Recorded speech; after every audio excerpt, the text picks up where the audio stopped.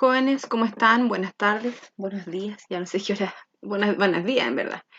Em, Espero que se encuentren demasiado bien, espero que hayan descansado mucho, eh, y que vengan con las pilas recargadas para esta nueva sesión de clase y para este nuevo semestre.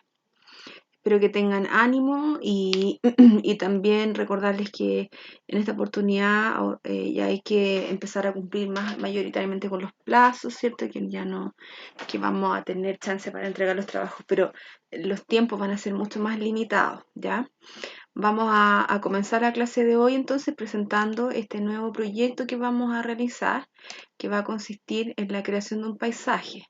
Pero antes de comenzar a hacer nuestro diseño en la hoja de blog, vamos a hablar un poquito en relación a la historia del paisaje como tal, como dibujo. La historia del paisaje se inicia desde muy temprana edad y yo creo que usted al observar estas imágenes va a recordar, ¿cierto? Que cuando usted era más chiquitito le decían que dibujaran un paisaje y usted hacía algo muy similar a esta imagen grande, ¿verdad? Las montañas extremadamente triangulares, ¿verdad? El sol con estos rayos, los árboles con estas formas como esponjosas, ¿verdad? Y ya con el tiempo uno iba mejorando quizás la técnica de dibujo y lo iba desarrollando de una manera mucho más real y dejando el infantilismo en el dibujo. Posteriormente nos encontramos con imágenes bastante similares, ¿cierto? Pero con estructuras mucho más reales y más naturales, ¿cierto? Y ya para concretar este tipo de paisaje que ya tiene mayor técnica y sobre todo, chiquillos, tiene volumen, que es lo que vamos a hablar hoy día. En el caso del paisaje o país es el nombre del dibujo de lugares que el estudio de la historia del arte da género pictórico que representa escenas de la naturaleza, obvio. Yo cuando hablo de un paisaje yo me voy a imaginar a escenas de la naturaleza en conjunto con elementos no naturales. Cuando yo hablo de un paisaje no necesariamente tengo que hablar de un conjunto de elementos naturales. Yo me puedo encontrar con un paisaje absolutamente natural, pero también con elementos artificiales, ¿cierto? Em, que nos vamos a encontrar en un paisaje, montañas, árboles, ríos, ¿cierto? Pero todo tiene que priorizar con el efecto de luz y sombra, pero principalmente con el efecto de volumen, ¿ya? ¿A qué me refiero con esto? Por ejemplo, en estos arbustos de acá, yo solamente con los colores le doy un volumen mucho más grande, ¿cierto? Más que altura, más que sombra, es un efecto de volumen.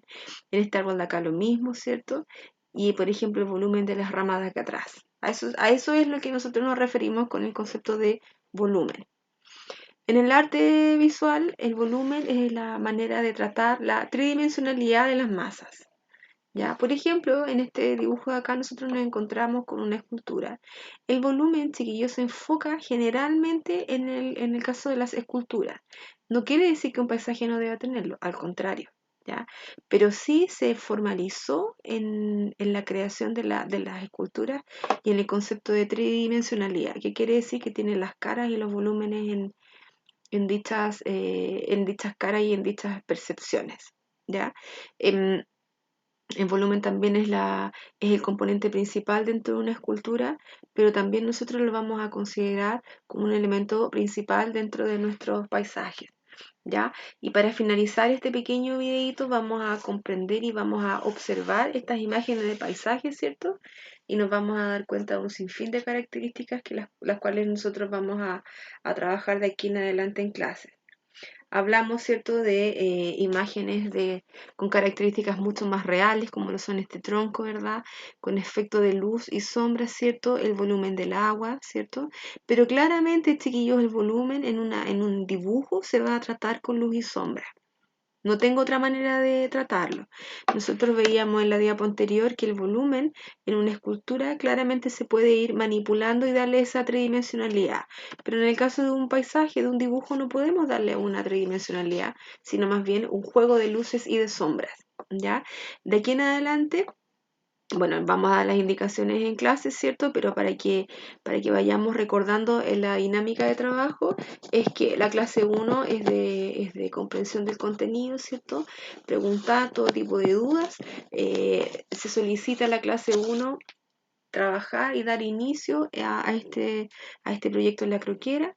clase 2, revisión del primer avance, clase 3, revisión del segundo avance, y este corresponde al dibujo ya pasado a la hoja de blog, y clase 4, tercer avance, que sería la hoja de blog dibujada pintada, para poder así enviarlo a la tarea de Classroom que el profesor o la profesora en este caso designe por curso. ¿Ya? Así que cualquier duda, usted me pregunta en clases.